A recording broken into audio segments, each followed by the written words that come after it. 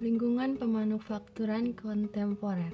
Sistem just-in-time merupakan sistem produksi yang komprehensif dan sistem manajemen persediaan di mana bahan dan suku cadang dibeli dan diproduksi sebanyak yang dibutuhkan dan ada saat yang tepat setiap saat tahap proses produksi.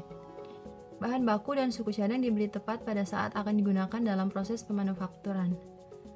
JIT berfokus pada eliminasi pemborosan, pengurangan persediaan, dan pengembangan hubungan dengan supplier yang kuat, peningkatan keterlibatan para karyawan, dan pengembangan program-program yang berfokus pada pelanggan.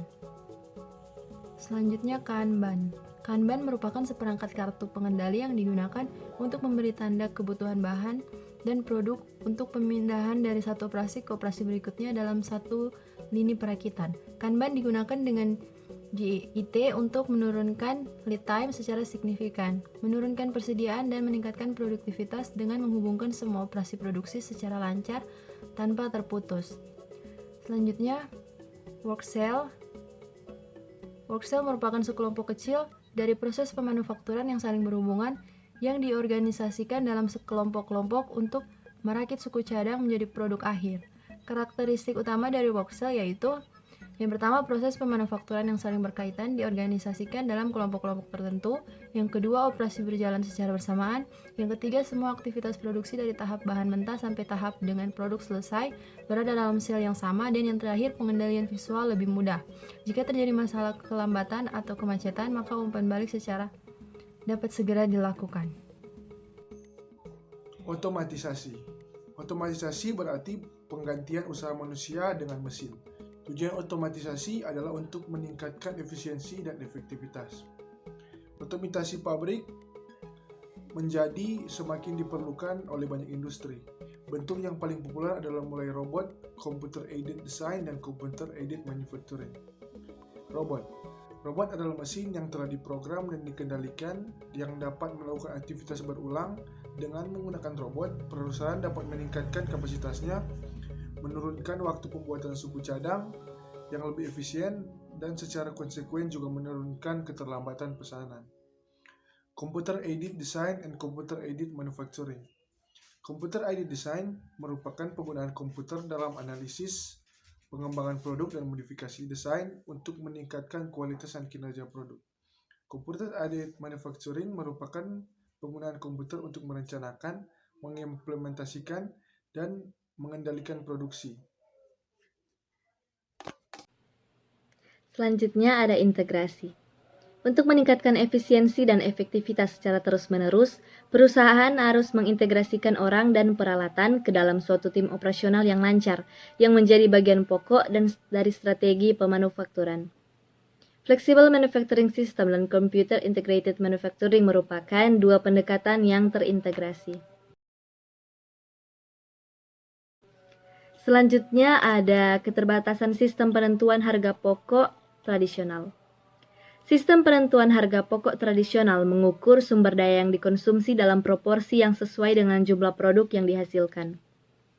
Adanya revolusi yang terjadi di dalam dunia bisnis, banyak sumber daya yang organisasional seperti biaya setup atau biaya penanganan bahan untuk aktivitas dan transaksi tidak mempunyai hubungan fisik dengan volume produk yang diproduksi. Konsekuensinya, sistem harga pokok tradisional merupakan sistem yang lemah untuk membebankan biaya pendukung atau biaya penjualan ke produk. Keterbatasan utama dari sistem harga pokok tradisional adalah penggunaan tarif tunggal atau tarif departemental yang mendasarkan pada volume. Tarif tunggal dan tarif departemental yang berdasarkan volume. Tarif tunggal mengasumsikan bahwa semua produk atau jasa memperoleh manfaat overhead pabrik dalam proporsi yang sama, sehingga hanya digunakan satu macam dasar alokasi. Misalnya jam kerja langsung. Metode tarif departemental menggunakan tarif overhead yang ditentukan terlebih dahulu, yang juga didasarkan pada volume untuk setiap departemen, seperti jam kerja langsung untuk satu departemen dan jam mesin untuk departemen lainnya. Volume, ukuran, dan kompleksitas yang berbeda-beda. Produk yang berbeda dalam volume, ukuran, dan kompleksitas akan mengkonsumsi sumber daya pendukung dalam jumlah berbeda secara signifikan.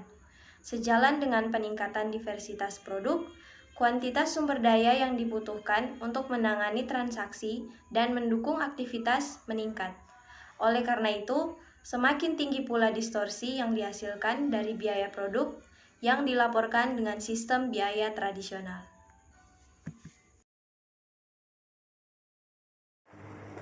Activity Based Costing atau disingkat ABC.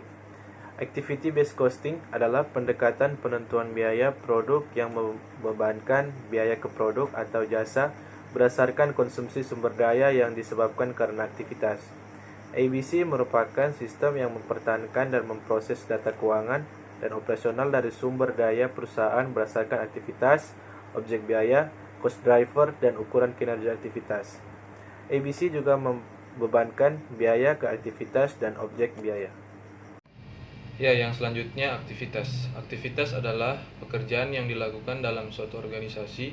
Contohnya, pemindahan bahan merupakan aktivitas pergudangan. Ya, yang selanjutnya sumber daya. Sumber daya merupakan sumber ekonomis yang dibebankan atau digunakan dalam pelaksanaan aktivitas. Gaji dan bahan merupakan contoh sumber daya yang digunakan untuk melakukan aktivitas. Ya, yang selanjutnya objek biaya. Objek biaya merupakan bentuk akhir di mana pengukuran biaya diperlukan. Contohnya, pelanggan, produk, jasa kontrak, proyek atau unit kerja lainnya di mana manajemen menginginkan pengukuran biaya secara terpisah. Ya, selanjutnya elemen biaya. Elemen biaya merupakan jumlah yang dibayarkan untuk sumber daya yang dikonsumsi oleh aktivitas dan terkandung di dalam kospol. Contohnya kospol untuk hal-hal yang berkaitan dengan mesin mungkin menggunakan elemen biaya untuk tenaga, elemen biaya teknik, dan elemen biaya depresiasi. Yang selanjutnya cost driver. Cost driver adalah faktor-faktor yang merupakan perubahan biaya aktivitas. Dua jenis cost driver adalah driver sumber daya dan driver aktivitas. Activity Based Costing. Driver sumber daya merupakan ukuran kuantitas sumber daya yang dikonsumsi oleh aktivitas. Contohnya adalah persentase dari luas total yang digunakan oleh suatu aktivitas. Driver aktivitas adalah ukuran frekuensi dan intensitas permintaan terhadap objek biaya.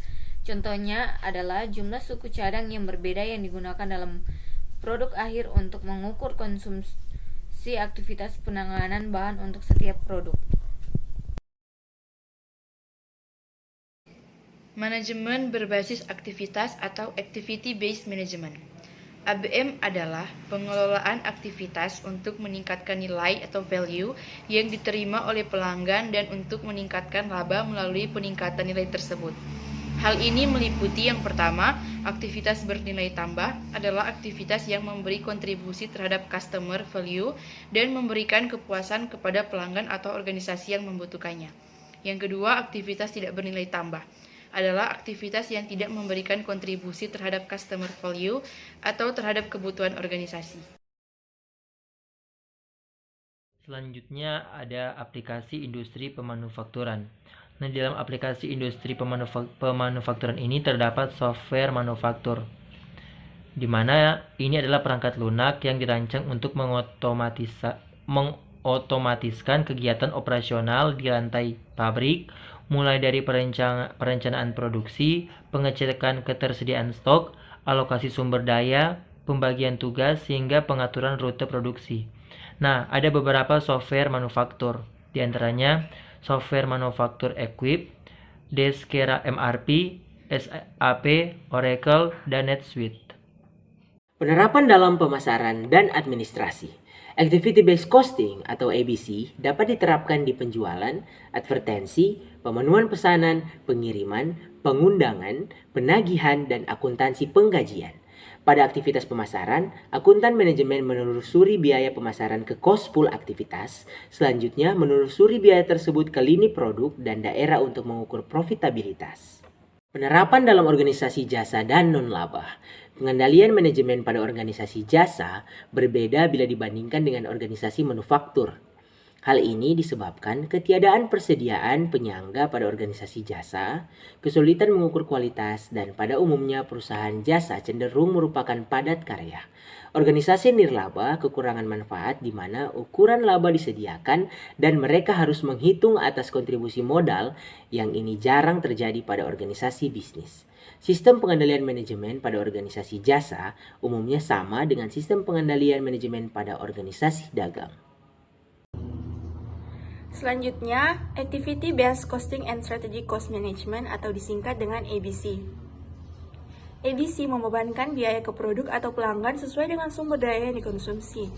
ABC menggambarkan perusahaan sebagai serangkaian aktivitas yang dirancang untuk memuaskan kebutuhan pelanggan. ABC memberikan informasi kepada manajer supaya dapat mengelola aktivitas dalam rangka meningkatkan daya saing dan untuk mencapai tujuan-tujuan strategik. Aktivitas ditentukan melalui pemilihan strategi. Perusahaan yang sukses menanamkan sumber daya yang dimilikinya ke aktivitas-aktivitas yang mengarah pada strategik terbesar. ABC atau ABM membantu manajer memahami hubungan antara strategi perusahaan dengan aktivitas dan sumber daya yang dibutuhkan untuk melakukan strategi tersebut.